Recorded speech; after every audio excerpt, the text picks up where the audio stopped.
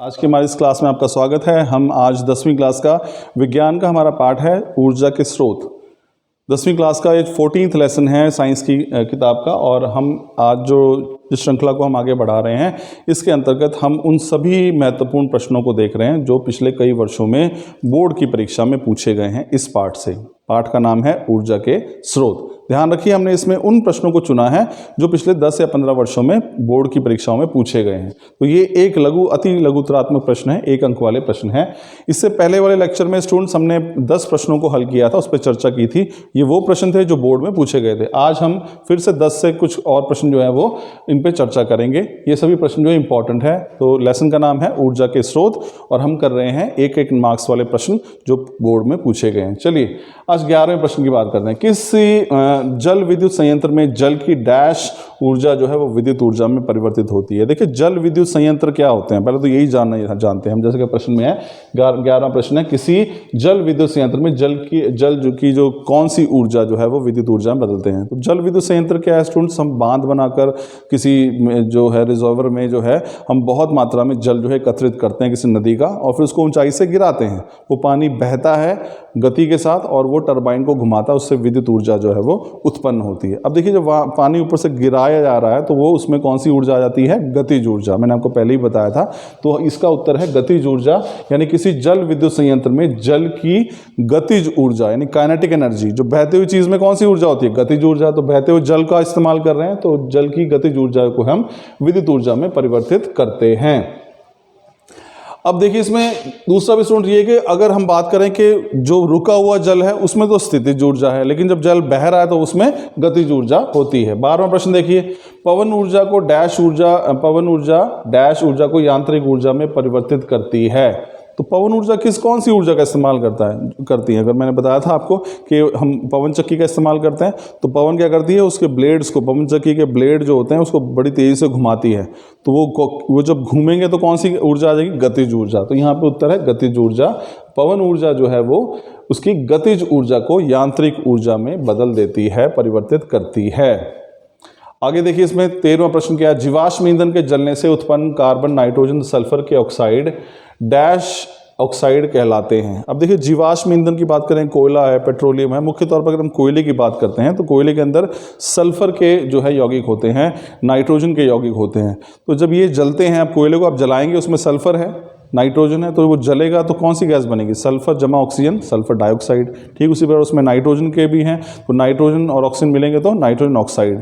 तो ये जो नाइट्रोजन के ऑक्साइड हैं, सल्फर के ऑक्साइड हैं, जो जीवाश्म ईंधन के जलने से बनते हैं, उनकी प्रकृति कैसी होती है? अम्लीय।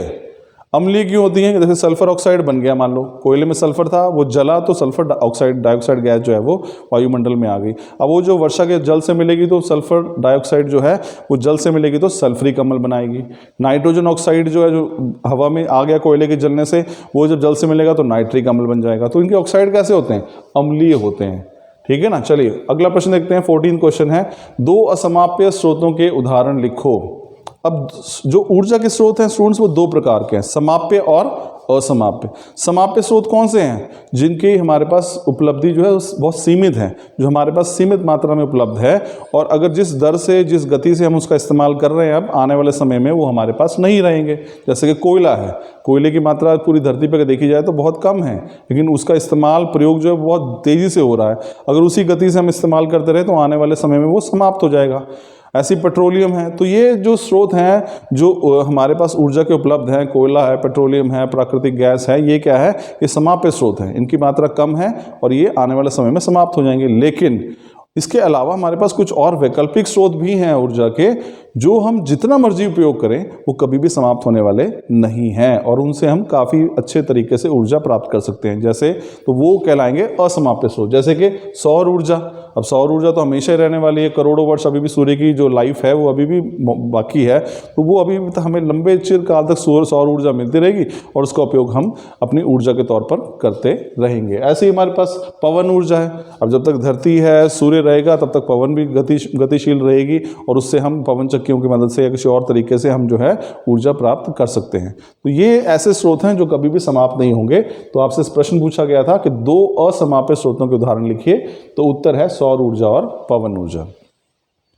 नेक्स्ट क्वेश्चन देखिए, ऊर्जा के दो नवीकरणीय स्रोतों के नाम लिखो। देखिए नवीकरणीय और समाप्य स्रोत दोनों एक ही चीज़ है। नवीकरणीय मतलब जो दोबारा इस्तेमाल हो जाएंगे। सौर ऊर्जा है, आपने इस्तेमाल करी, आपको फिर से अगली बार फिर उपलब्ध हो जाएगी, फिर से अगले दिन उपलब्ध हो जाएगी, फिर से सौर ऊर्जा अगले दिन उपलब्ध हो जाएगी। लेकिन कोयले की बात करते हैं, कोयला नवीकरणीय नहीं है। क्यों? क्योंकि आपने कोयला लिया, उसको जलाया, वो खत्म हो गया, आप क्या उसका दोबारा इस्तेमाल कर सकते हैं? नहीं कर सकते हैं। तो ये कैसे हैं? हमारे पास नवीकरणीय स्रोत हैं। कौन कौन से हैं? सौर ऊर्जा है, पवन ऊर्जा। तो पवन भी आपको आज मिली है, आप उसका इस्तेमाल कर रहे हैं, कल को फिर से उपलब्ध हो जाएगी, परसों को फिर से उपलब्ध रहेगी। सौर ऊर्जा भी लंबे समय तक। तो सौर ऊर्जा और पवन ऊर्जा जो है, ये दो नवीनकरणीय है। नवीनकरणीय में जिनको हम नया करते रहेंगे, यानी कि वो हमें बार बार उपलब्ध रहेंगे, कोयले की तरह एक बार इस्तेमाल करके समाप्त होने वाले नहीं हैं।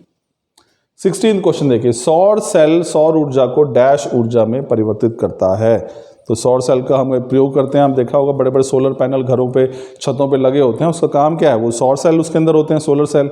सोलर सेल जो है सूर्य के प्रकाश को, सूर्य की जो रोशनी होती है उसको किसमें परिवर्तित करते हैं? विद्युत ऊर्जा में। तो सौर सेल वास्तव में क्या कर रहे हैं? सौर सेल सौर ऊर्जा को विद्युत ऊर्जा में परिवर्तित करते हैं। तो यहाँ पे उत्तर है विद्युत ऊर्जा। नेक्स्ट देखिए, 17वां क्वेश्चन है, ऊर्जा के अनवीकरणीय स्रोतों के नाम लिखो। अभी मैंने आपको बता दिया, कोयला है, पेट्रोलियम है, ये अनवीकरणीय स्रोत है। अनवीकरणीय स्रोत कौन से? जिनको हम दोबारा पुनः यूज़ नहीं कर सकते, एक बार इस्तेमाल किया तो ख़त्म। जैसे कोयला है, पेट्रोलियम, आपने कोयला लिया, जला दिया, वो समाप्त हो जाएगा। पेट्रोलियम लिया, उपयोग किया, समाप्त। तो उसमें लेकिन हमारे पास सौर ऊर्जा है, वो क्या है? वो असामाप्य है, वो नवीकरणीय है। सौर ऊर्जा आज भी इस्तेमाल कर रहे हो, कल से फिर इस्तेमाल कर लोगे, फिर से, तो वो लंबे समय तक बनी रहेगी। तो यहाँ पे पूछा अनवीकरणीय, जिनको हम दोबारा उपयोग में नहीं ला सकते, वो है कोयला और पेट्रोलियम। देखिए सौर ऊर्जा